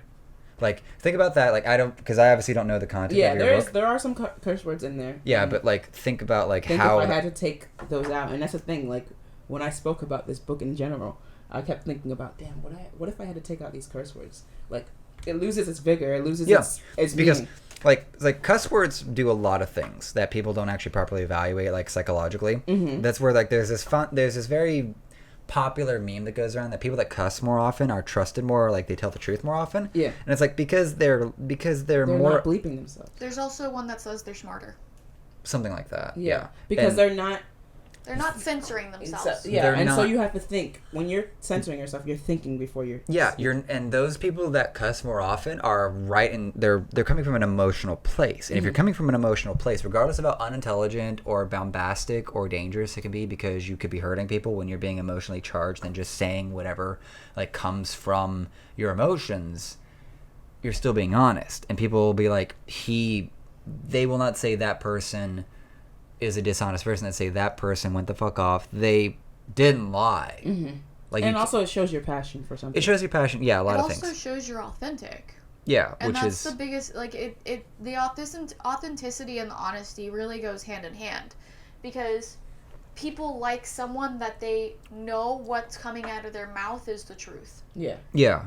And if you're sitting, that's why a lot of the times when I'm interviewing someone, now that I'm a manager, when you're interviewing someone, you kind of want them to think through their answers, but at the same time, you want them to be the truth. You want them to put their gut out there and then figure out the most articulate way that actually, like, it's one of those, like, I want to make a glass is, like, the base thing that they want to say for, like, a metaphorical, but then eventually you get them to articulate, like, it's going to look like a mason jar, it's going to be tall and thin. Yeah. Like, it's one of those. I want the truth to come out of your mouth. And, and I'm not expecting you to be like coming to an interview. Like, well, fuck shit. No, but well, like, that's the thing that I like to teach kids when I'm cussing around like teenagers or even really young kids. Like, let's understand something. I can list off to you every cuss word right now, but if you go around and spreading them out, either you and I are never going to be able to hang out again, and that'll be your fault, or you're going to say it so much you're going to be annoying and no one wants to deal with you. Yeah, because I have a friend like that. Not a friend, but a coworker who literally every other word is fuck. Yeah, and it's like you're wasting what is a very highly emotional word. Yeah, you're just saying it now. It's like it's how when people say like value. It's too much adobo. People say like every 2 seconds to explain something. You're saying fuck for every. You're putting so much adobo on the chicken. It's just now it's crunchy. Yeah, and we haven't even put it on the pan it's yet. Too salty. Yeah, like. Fuck, man, this fucking shit is so fucking crazy. Yeah, and I'm like, bro. Thanks, Wayne. You said it so many times, and I can't even get through your sentence. Well, and that's where people really appreciate like a high spread of vocabulary, or like a very like high word count. Yeah, or like unique word count. It's not even just fuck. If you're using the same word in any sentence over and over again, it's annoying. Well, that's where like became one of the most hated words ever. Yeah. Like literally, I hated the word so much. I wanted to figure out how to do metaphors and similes without using like, because I heard it so much like in rap and stuff, and I wanted to figure out a different way to do it. And then like, I actually sort of intuitively predicted Lil Wayne's success because he did metaphors. I was just about to say something like that. Well, Lil Wayne was the only like. I don't care what your opinion is about Lil Wayne. Lil Wayne's metaphorical game in his lyric writing never uses the word like. He gives you like the scene, a painted picture, and then he throws the metaphor. Yeah. He doesn't have to say like. There is no like to transition from scene to metaphorical equivalent. And his wordplay is crazy. Well, he is college educated. He's smart, and he has the kind of apparent brain power that he needs weed to bring him down to actually put it out. It's kind of like a lot of people have negative thoughts about this person, but Kanye. Mm-hmm. Kanye, his brain is too active. It's too active. Let's call it active. I was going to say advanced, but it's not necessarily advanced, but he has so many ideas and so much things shooting through his brain that if he doesn't somehow calm himself, that's why he has a mental disorder, because his brain can't calm the hell down. Like it just can't. Yeah, and that's where he ends up where he ends up. He says things and then people are like, but he also got the mindset in him way early on to just not give a fuck, because he refused to hear the word no. Mm-hmm. Because he never saw anything Majority positive. of the celebrities we know today is because they just didn't stop. They don't fucking take the word. Well, yeah. Down. J.K. Rowling literally heard the no 30 times in her book. Well, Disney was on that page as well. Yeah. It's that, like, and that's where people want to call them arrogant, or it's like, no, the people that, I think anyone that calls a well-respected artist, industry, celebrity, anyone that calls them arrogant or whatnot is sort of missing the mark of like, no, they've just chosen to say fuck you to anything that's going to stop them. You realize that being in the limelight, people analyze every single fucking thing you do. And so I would get to a point where I'd just be like, I'm going to do whatever the fuck I want because I'm going to anger someone anyways. Yeah, well, that's where we're having this big crisis where, like, free speech is getting its own big thing and, like, the sense of privacy. Because now everyone has a eyeglass on them because of social media. So now you sort of have to look at the attempt at PC culture by, like, the liberal companies, medias, and whatnot, and go, yeah, no, fuck that. Because, and that's sort of what this podcast is also sort of trying to make me do, is to speak persistent truth and not apologize. Because otherwise you're compromising truth and you're compromising yourself and you're going to sell yourself out to what people think about you, more or less. Yeah, that was my main component where I just had to tell myself, stop listening to your stupid negativity or anyone else's negativity, because if you're not going to get through it. You can't get through anything in life if you're listening to everybody else. Yeah. I promise you're not going to get get that far. Well, it's a weird thing to where, like, so let's get, like, really metaphysical. You shouldn't be listening to the filtered version of the universe through other people's mouths. You should be listening through how it directly speaks to you. Yeah, and it speaks to everybody differently. It does. It's different wavelengths across the damn thing. I mean, that's the point where I was. The issue I have with religion. It's like you're all. Well, you're applying a giant filter to the universe's speech, and then trying to mass produce that one message that one person got. Yeah. Well, not only and we all get spoken to differently. We do. Like I said. But it's the thing is that for example, the interplay between Jews, Christians, and Muslims. You all have the same God. We also have the same majority of the same concepts. Yeah. Like, I started reading the Quran, and I was like, I'm literally reading Genesis in a different font. Yeah. Like, it's not Times New Roman. It's just Calibre or some shit. Like, yeah. I was like, love it. It was just Adam and Eve with, like, slightly different hyphens. And I'm like, this is more Spanish than, like, Islamic. But go on. Do you want to know what's funny? People, they'll put the cover of the... I've heard this. The... Bible on the Quran? No, other way around. They'll put they've seen both. They'll put the cover of the Quran on a Bible and read some of, like, the violent passages, like out of Job and whatnot, and they'll be like, oh, of course, that's, from the Islamic culture. And then just... Really? This is from your Bible. Hardcover. And that also shows you don't know your content. Exactly. It doesn't, but, like, and then the other way around. Oh, you're going to make me go on a Jordan Peterson rant. Oh, you're going to make me go on a Jordan Peterson rant. How much time for the rant do we have? Yeah. You know that, homeboy? You know. I already know that by how perplexed you are, there's a rant that's, like, festering inside. Okay, so, like, the best thing, I think there's so much that's coming out of... I didn't, you did. In my mind, and especially someone that's been, like, just watching and analyzing culture since, like, high school, because I was seeing a lot of the things that were going to happen. Like, I was afraid of the male dominance has been so prominent for so long in America that with the birth control pill and eventually leading into where we are now, I was in high school, like pre-2010, going, I'm scared that the feminine rise will become tyrannical in its attempt to find balance. It's where the pendulum swings from too far from one side to the other, and we are in the midst of it swinging harder and harder to the other side, and not trying to... Sorry to interrupt. Did you see Dave Chappelle stand up? Yes. And his main point was like... And him and Bill Burr, I need to watch Bill Burr's most recent, but I haven't seen that is, right now, that is the best thing that can happen, because right about now, being politically correct is actually, in my mind, a direct attack on free speech and the ability to have free thought. Exactly, but I also think that his point in the movie, or in the stand-up... If you say or do anything, I don't care if it was 10, 20 years... Yeah, he was saying, like, I'm all for the cause of women having equal rights, but at the same time, he's like, you're almost messing it up for yourself. He says that in the stand-up. Well, he had that back when, like, one of the first, when he had the two, the equanimity and the other one. Yeah. He's like, it's like, where women were like, no, we've had it just as bad as the blacks, and he's like, slow your roll, bitch. That was one of my favorite parts. It's like, you got the good cut. You just didn't like what you got of the cut. Like... I was talking to someone about this. I love Dave Chappelle's stand-up because it makes you think. It's not just him talking shit about people. Oh no, he makes you think, and he's like, oh damn shit, like the Bill Cosby thing. He's like, this it's like he was like he's a superhero, but he's gotta like just gotta tickle one. And then he was like something about Michael Jackson. He's like, when he said about the whole thing, he's like, he's dead. You got raped, but like it was Michael Jackson, the king of pop. Like, you cannot get better. You have to reevaluate like that whole damn thing.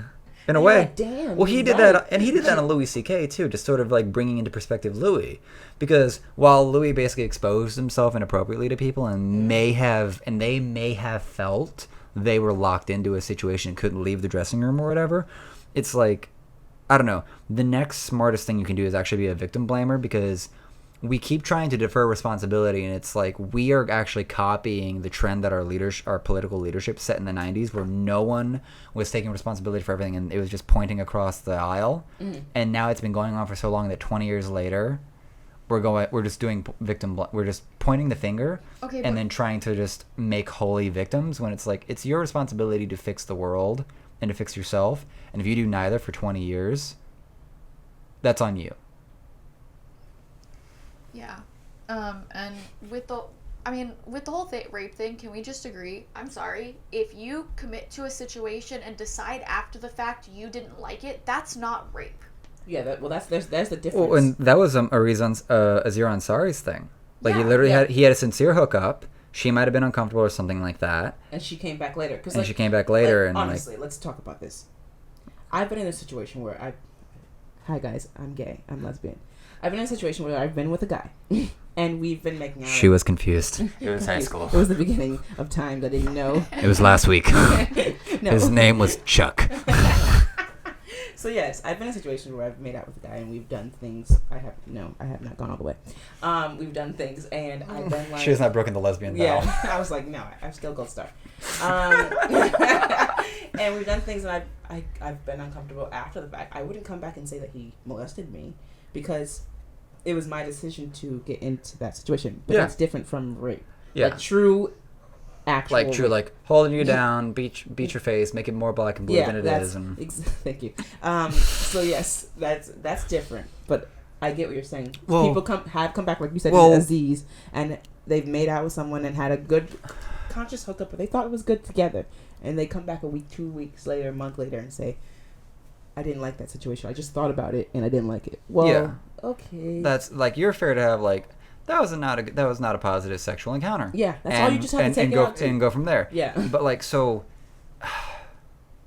there's certain things that are identified by Jordan that I'm sitting going like, yeah, like I was actually quite self-hating in a way as a male back like 2010s area and like forward, because there was such a negative perspective on men, because like I want to throw that certain impacts that affected is that like the divorce culture, the lack of like fully developed male role models, and so like toxic masculinity I think is a real thing in a way, but there's certain things about the masculine half of society, the patriarch aspect that is quintessential to proper balance. And that feels like a no duh, but there's a certain part where we undervalue men and the legal system undervalued men, so the kids weren't getting raised by just even halfway decent men, like C average men. If you have a bunch of C average men raising kids, you're doing all right, because like the bell curve's being met, you should be fine. But they go away, the woman is overvalued in the divorce settlements and how the children are sent apart, and so like men are demonized, and then young boys feel demonized and feel just like they're the worst thing in the world because they're born men. And then you go into where like they don't know how to interact with each other, they're not allowed, or we're just having the mother's desire to be too safe, and then you don't go out and just experiment around and then wait and sort of not wait, but like have the uncomfortable encounters, recognize that they're just uncomfortable encounters and they're not things to put someone like incarcerate some young man away. And mothers biologically cannot understand what young boys are going through. Because my mom explicitly said Guys know this. We can't comment on periods. We can just ask if you want chocolate or cupcakes. Like, that's all we can do. But no, when my mom was raising my brother as a single mom, you know, she was like, so my stepdad got involved, and he was like, no, that is a normal boy reaction. That is the proper reaction to what he's going through. And my mom, because she is a woman, cannot understand that. No. And it's a lot of the reasons why you'll see a guy who's feminine and people are like, he's gay.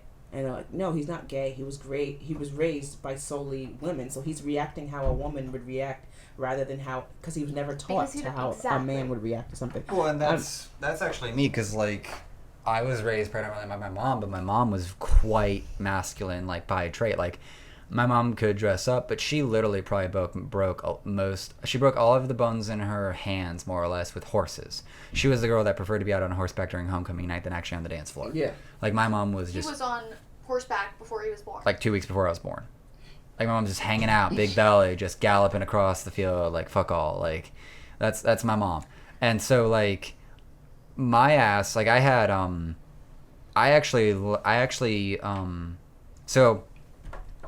psychologically speaking, is that males will compete in their own males and females actually compete in their own hierarchies.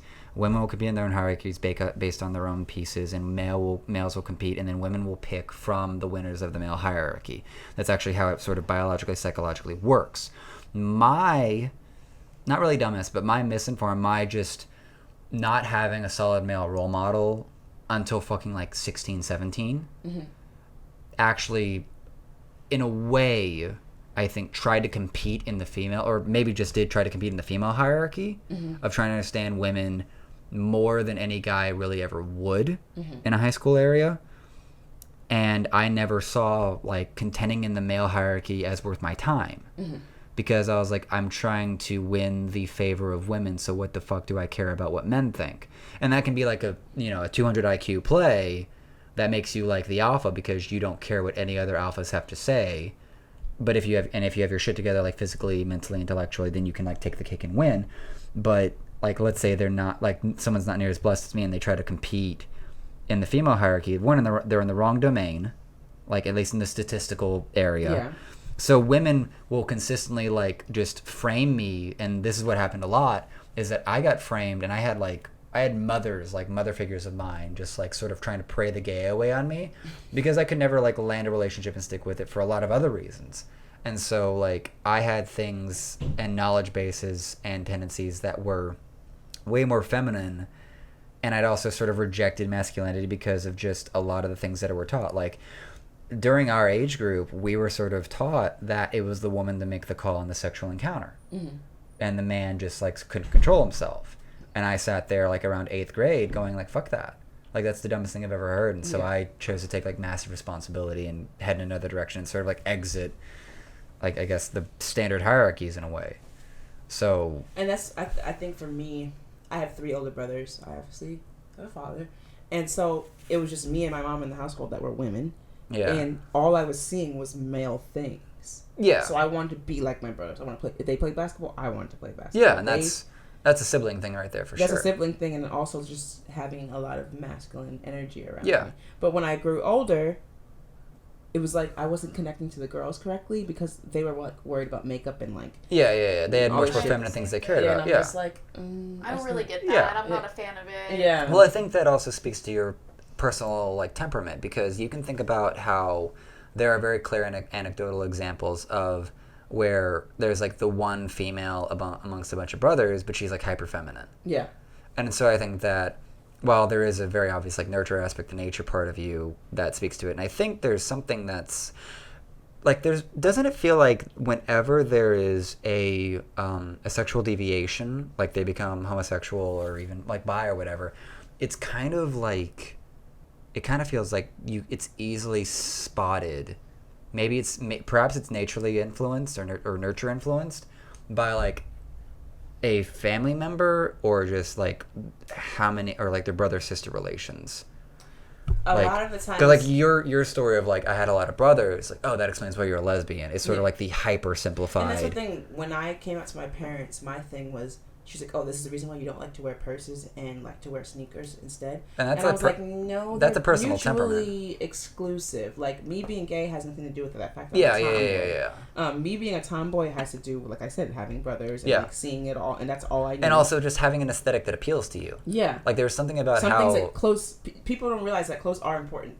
Yeah. Like, Well, what you yeah. feel comfortable in, I probably wouldn't feel comfortable. I never, even as a child, felt comfortable in dresses and skirts. Like, Yeah. I wanted to wear Just What you could jeans and a play in. t-shirt. yeah, and t-shirts, and like it was just always me. So like I had to explain to her that they don't mean anything together. Like, No. she doesn't get it. Yeah. But my point being, like you said, psychologically, there's a big debate on if you're born this way or not. And psychologically, I may not have been born this way. The point is, what you go through in life kind of does shape who you are. Yeah, it shapes what you want to do, what you want to try. I don't know what I'm not a psychologist. I can't tell you like what shaped me to be what I am today. Yeah. But it could have been something psychological that's different from like born this way. I mean, you know, there's some kids where they come out the womb and they're just extra feminine, like God. Oh yeah.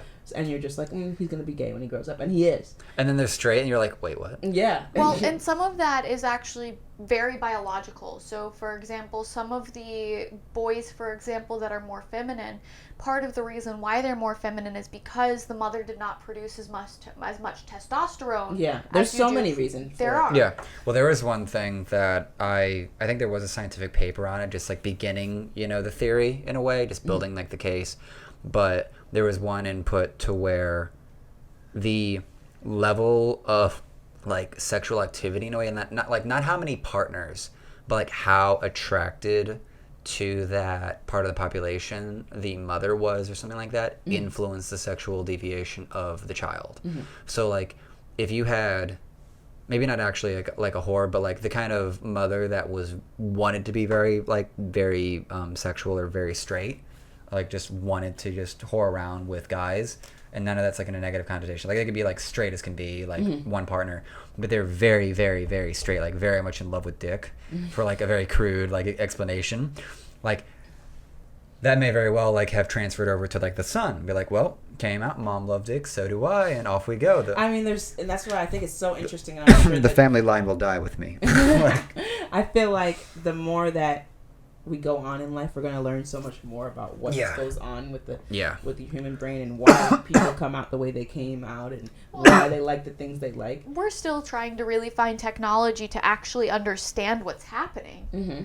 And so since we don't even have that technology, we don't have the vocabulary for it, there's no way at this point in time we can really even express, I mean, but I think it's so much more than that, because as species, animals are... Yeah, penguins, dolphins. Yeah, there are...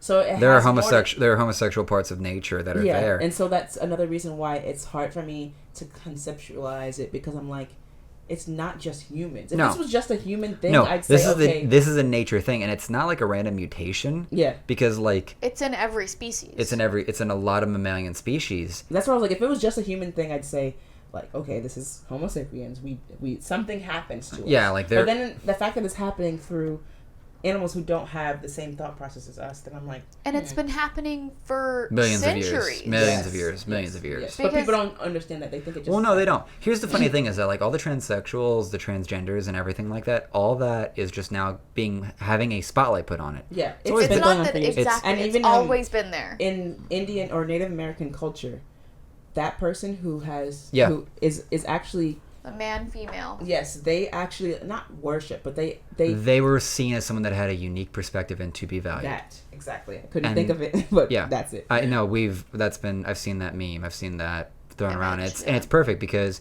it is someone that has a massively unique perspective, and thus that is a life form that they are able to connect both sides. They can connect both sides in a way that like a standard male, standard woman like never could. Exactly. And that's we're only putting like you said, we're only putting the spotlight on it now because we're fighting for rights and everything.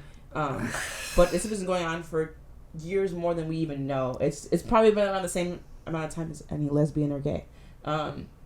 Yeah, no, well, they were already there back, like, like, all this has been happening for millions of years, and it's only now in the current news cycle in a way that it's a high-profile thing. Exactly. And so, it's only because of, like, the last... very religious are like, oh, this is the devil coming out, and he's coming out. No, they're devoid of, like, good scientific literature. That's all that is. There are a lot of, like, leftists, for example, that are kind of using this as their platforms, almost to get attention. Because there's a lot of, for example, trans or, people that are like, I do not identify with these crazy people that are, shouting. They're utilizing their transgender identity or their transgender existence for a political cause. Exactly. Well, and that happens every year or every 4 years, or It probably happens. every year. Yeah. Where they pick a topic that is like the biggest topic at that moment. Yeah. And that's the topic that they speak on. Yeah. Well, that's what's it's really funny when you hear about like someone receiving like a prominent figure getting like 70 like handwritten or just letters from transgenders going like, I was fine. I don't want all this attention. I don't need all this bullshit. Yeah. Like, they've been existing fine. There's like, which bathroom can I go into that'll cause the least amount of like And that's bullshit? a big debate where I'm just like, oh, so the man's gonna be in the bathroom, my daughter's in there. I'm like, I don't think you understand the concept of trans. Well, that's where they also try to throw around the bullshit of like how pedophilic like gays were, and it's like, no, that's that's a pedophile. Yeah. There's a difference between There's pedophile and a gay person. yeah. Like, And- I'm sorry, the person that's going around with their phone down here, down at their side, as far down as they can go, shooting up people's skirts, that guy's straight. Yeah. Exactly. Yeah. Well, this is where like there was a I don't need to name who it is, but they like took a picture and put it on Instagram, and it was one of those like it was one of the bathroom like little signs next to the door, and it was like open to all genders kind of thing, and had like a picture of like everything like man, woman, child, and then Unicorn. something like that. And I sat there and went like, can we just like, how about we just go to a world where we just have bathrooms? I mean, people don't understand. We've had bathrooms for years that were Unisex. Well, I think is Europe like that? I can't remember. Europe was yeah, but like family bathrooms are. Well, like this is actually a stand-up bit that I want to try to like materialize. Is where I just kind of want to like just have everyone raise their hands. Like, how many y'all in here are men? Cool. How many y'all in here are women? Cool. How many y'all of you are somewhere in between? 2? Cool. See, we're still in charge, but we like you of the minority. We're cool. But I don't need to change the structure of civilization to make you feel better. Yeah, like, that's a big thing of the whole non-binary thing, and people are just not getting it. Well, people are trying to get hyper-technical with it. Yeah. Have you actually seen the article that the first person that was declared non-binary said it was all a hoax, and it was because he was tired of being a female? Like, if you're... No, I did not hear about this. Here's my... Well, go, you want to finish that? Yeah, I'll finish that. So, the article came out from the first person that was declared non-binary, and his whole story was he was a guy, and due to traumas, he decided that his life would basically be better if he was a female. Mm-hmm. And so he became a female, and instead of saying, the doctors, instead of saying, what's going on? Why do you feel this way? Said, okay, let's get you the estrogen and they put run you a through medical all these diagnosis instead of a therapies psychological and diagnosis. Change your body. Yeah. And he got to a point where he was like, this isn't me. I'm not a female. I have lived this life. I've, done the hair. I've done the estrogen. It's a failure to analyze the trauma and approach the trauma psychologically. It is. And so he went to some lawyers, I think is what it was, and basically asked the judge to be declared non-binary so that he could basically go back to being a male. Though he couldn't, of course, fully go back to being a male because I believe he had gotten the physiological part. Surgery, but... So that's its own unfortunate cacophony of bullshit that we cannot dive further into because you actually have a book signing to go to over in Marcos. Yes, I do have a book signing today from 2 to 5, and I'm looking at the time. Is this the only book signing you're doing? I'm doing one in South Florida on Monday. On Monday, that'll be the 30th? Yes. Yeah, the 30th. So, yeah, because we'll probably put this out, like, immediately afterwards. Oh, so, you guys are fast. That's what she said. Well, it's... Yeah, I'll literally put it on there, throw, like, one image up there with, like, names, and then just... It'll probably take, like, 30 minutes for it to render and then upload. It's like another YouTube 30. I mean, my thing, when I was doing videos for my YouTube channel, it would take more time just to get the video started, set up on, what do you have, iMovie? And that was the longest process, and then YouTube was always the quickest process. Yeah, YouTube's pretty straightforward. Yeah. I just gotta... You have to render it. Yeah, well, that's because I need to go in and actually pull in, like, the logo and then put the names below. Aren't you fancy? You're so fancy. I like to make it easy to figure out what's going on in each episode. It helps. So, But yeah, so your new book, and we're like throwing your plugs before we cut this out. All right. My Instagram handle is author Chantal. Last name Roche Roache. I also have a poetry Instagram, which is The Writer's Block, but the is spelled Thee for those of you who can't spell the. I also have my Facebook, which is the same exact handle, and my Twitter is at author Chantal R. So that is all my. And what's the name of your new book? Running Out of Tomorrows, which is just a very kind way to say, don't wait until tomorrow. Do what you have to do now. And with that, thank you for coming on. Thank you for having me. It's great to finally have you around, like for like a one-on-one, because usually it's been like parties and like Yeah. bonfires. Yeah.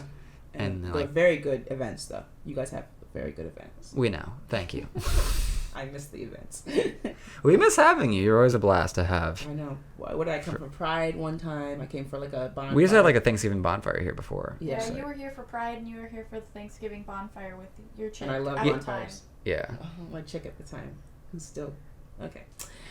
So We'll have that Alrighty. Thank you conversation guys. later. Good day. we'll call it there. See y'all later.